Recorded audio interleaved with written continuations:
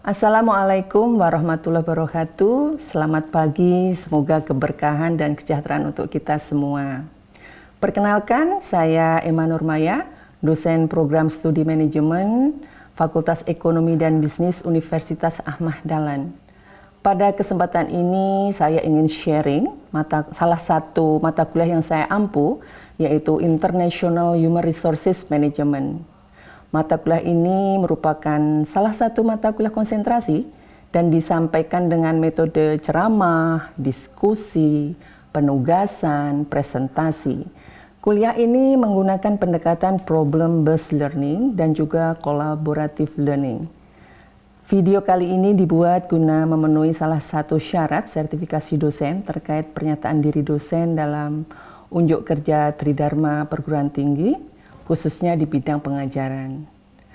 Saya akan memulai untuk menjelaskan deskripsi umum ya dari mata kuliah ini. Mata kuliah International Human Resources Management memiliki bobot 3 SKS dan diambil oleh mahasiswa yang berkonsentrasi di Human Resources Management yang telah sampai pada semester 6 di Prodi Manajemen. Bahasa pengantar yang digunakan adalah bahasa Indonesia. Mata kuliah ini bertujuan untuk membekali mahasiswa manakala mereka nanti keluar dari university, telah lulus jadi sarjana, membekali mereka dalam dunia kerja yang ada kaitannya dengan isu-isu human resources management di multinational enterprise. Pada mata kuliah ini, kita akan membahas tentang praktek human resources dalam perspektif multinational enterprise yang dimulai dari Introduction to International Human Resources, kemudian International Human Resources dalam konteks budaya, International Human Resources dalam konteks organisasi, kemudian tentang International Cooperation, kemudian juga International Staffing, kemudian performance management secara internasional, kemudian training dan kompensasi, dan sampai pada international human resource trend.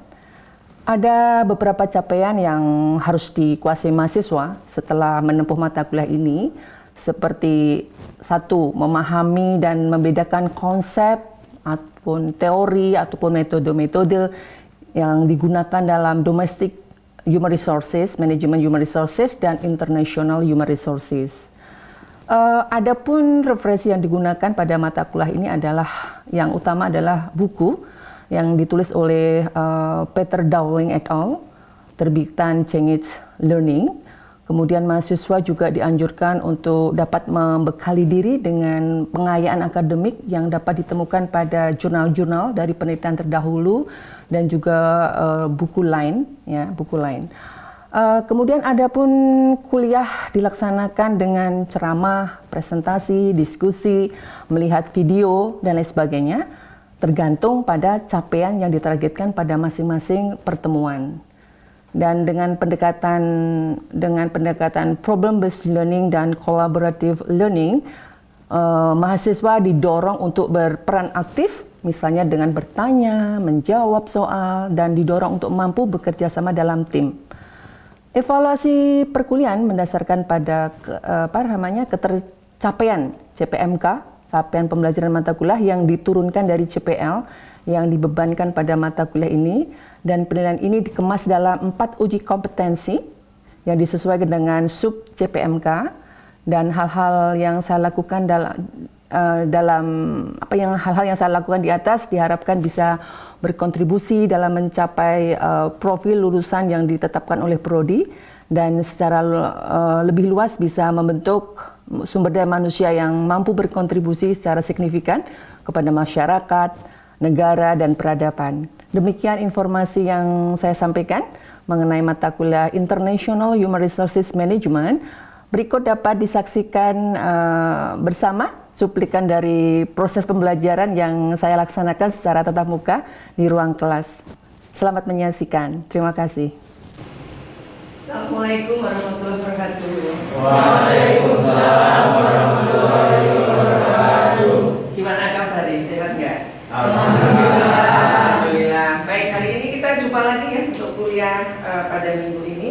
Kita mulai kelas dengan basmalah. Bismillahirrahmanirrahim. Oke, sesuai dengan silabus, hari ini kita akan berbicara mengenai topik tentang staffing ya. Staffing, jadi International Human Resources, banyak kan, seperti itu juga halnya dengan manajemen untuk domestik, itu sama juga ada namanya staffing ya. Kalau staffing dalam International Human Resources tentu berbeda dengan yang domestic human resources kan ya. Nah, sebelum kita mulai topik yang lebih dalam, mungkin ada baiknya kita review sebentar ya. Yang pertama harus ditekankan adalah bahwa dalam diskusi ini Anda harus menempatkan diri Anda sebagai seorang siapa? Seorang apa? Seorang manajer. Good. Jadi sebagai seorang manajer dari multinational enterprise. So I'm sure that you already know about what is multinational enterprise ya. Jadi dalam dalam mempelajari human resources secara internasional itu Anda harus tahu konsep-konsep tertentu ya, Anda harus paham konsep-konsep tertentu yang harus Anda pahami. Ini seperti biasa kita review kembali apa yang dimaksud dengan home country, host country, third country. Masih ada yang ingat nggak apa itu home country? Ya, apa Mas?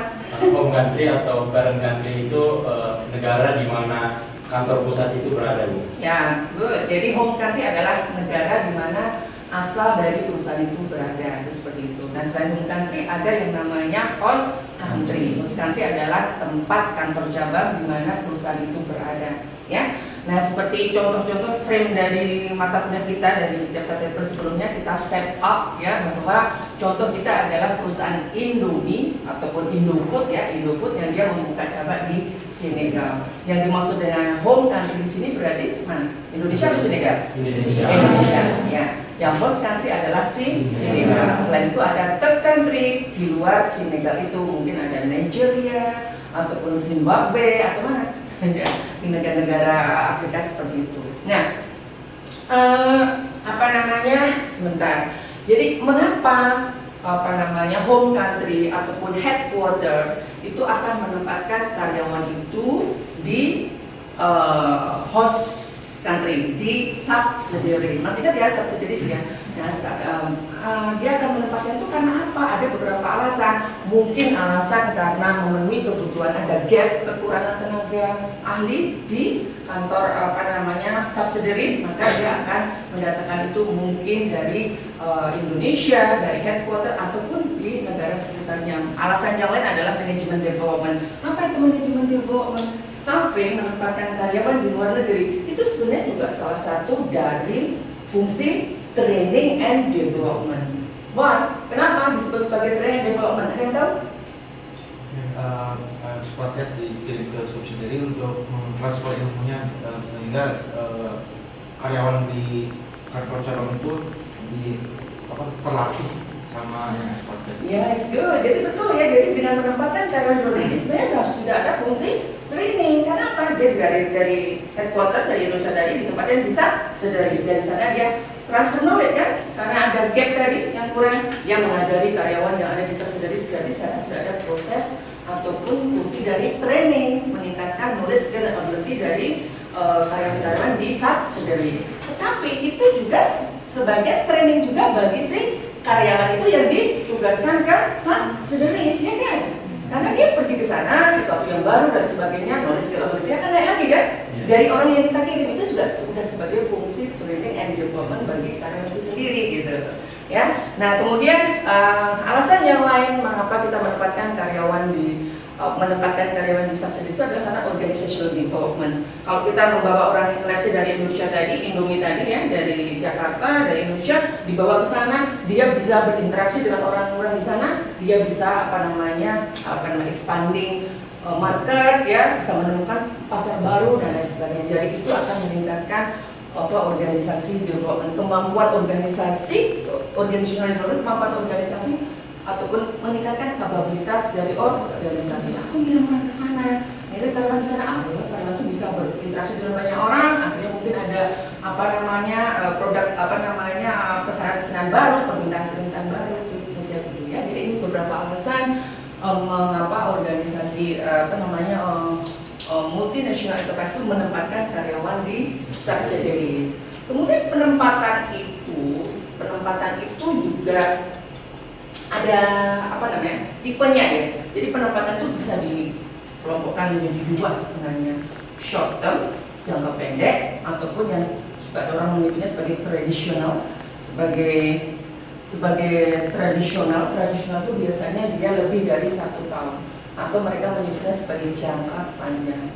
Jadi tipe penugasan itu bisa dikelompokkan menjadi dua, short term dan long term. Long term ini disebut sebagai tradisional. Ya, kalau yang short term itu ada 3 bulan sampai sekitar 1 tahun. Mengapa sih dikelompokkan seperti ini? Karena ini akan membawa implikasi ya. Karena mengimplikasi kalau Anda sebagai manajer kan, ingat ya posisi Anda di sini belajar itu adalah sebagai manajer. Kalau Anda menginginkan orang penugasan untuk 3 bulan, 1 tahun dengan yang 1 tahun sampai 5 tahun, pasti akan berbeda kan? Konsekuensi yang harus Anda siapkan dan konsekuensi yang harus Anda tanggung, ya kan? Misalnya Anda mengirim karyawan untuk jangka panjang 3 tahun. Kalau karyawan sudah menikah, berarti harus membawa keluarga. Kalau mungkin 3 bulan membawa keluarga, logik nggak? Enggak kan? Membawa biayanya istrinya, anaknya berapa itu biayanya, ya? Jadi mengapa dikelompokkan begini? Karena ada konsekuensi yang berbeda-beda dari short term dan long term. Masalahnya sekarang adalah penempatan karyawan itu, baik itu alasan karena filling the gap dari skill tadi, atau management development, atau organizational development, ya, masing-masing itu tidak bisa dilakukan begitu saja.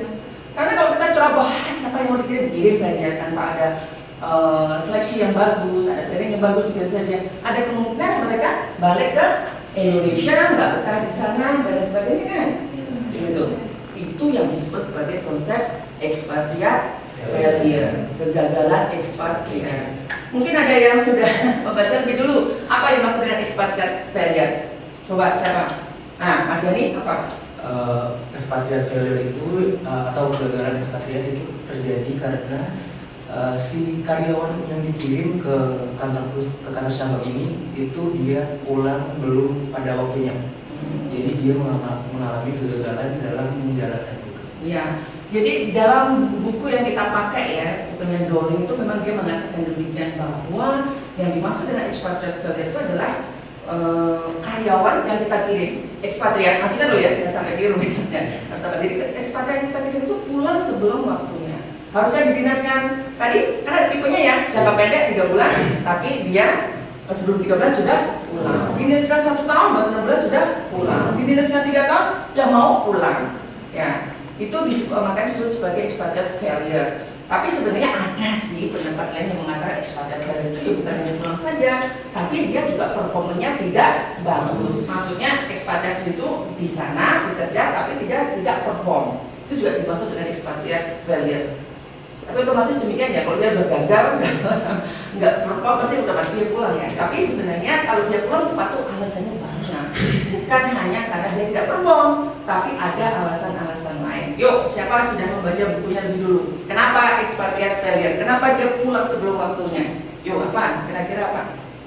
Yuk, tidak sesuai dengan budaya di negaranya, terus makanannya kurang cocok, terus lingkungan juga, lingkungan kerja, mungkin budaya kerja di negara sana sama negara asal itu beda.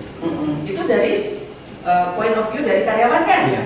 Oke, jadi dia mengatakan, teman-teman mengatakan bahwa dia pulang cepat karena karyawan sendiri ya itu tidak bisa menyesuaikan dengan lingkungan kerja, budaya, makan dan sebagainya. Ada tambahan yang lain siapa? Yuk, pasti ada kan? Apa? Yuk, apa Mas? Itu mungkin kalau dari perspektif keluarganya itu kegagalan ekspatriat itu dipengaruhi oleh keluarganya, Bu. Jadi keluarganya juga tidak cocok dengan lingkungan di sana dan tidak puas dengan negara di sana, akhirnya menuntut untuk pasangannya tersebut pulang kembali ke negara asalnya. Ya, it's good. Ya, jadi selain dari sudut pandang dari karyawan tadi juga dari keluarga. Karena kalau keluarganya nggak betah di sana, anaknya nggak bisa penyesuaian, istrinya nggak ada, kan gitu kan. Apalagi kalau misalnya orang itu ditugaskan di mana namanya Arab. Di Arab kan belum kebijaksanaan di Arab itu kan perempuan belum bebas ya untuk kerja dan lain sebagainya dan seperti itu driving atau apa di publik itu kan nggak boleh. Bisa juga dia tidak betah di sana. Jadi memang ada data statistik yang dia mengatakan bahwa 60% expatriate failure itu disebabkan oleh faktor family. Mungkin anaknya, mungkin dia punya tanggungan orang tua yang ada di Indonesia. Nah, itu menyebabkan itu. Nah, kalau kamu sebagai manajer, kalau Anda sebagai manajer kan di sini kan, kalau ada expatriate failure itu Anda mau nggak? Mau nggak Anda mengalami expatriate failure yang tinggi? Nggak mau kan? So why? Kenapa Anda tidak mau itu terjadi expatriate failure? Why? Kenapa? Ya. Jadi sebelum kita mengirimkan ekspatriat itu ada beberapa pelatihan kayak pelatihan bahasa, bahkan untuk kita cari informasi di sana itu mengeluarkan uang. Jadi kenapa kita nggak mau adanya expatriate failure itu karena nanti hanya untuk buang-buang biaya saja.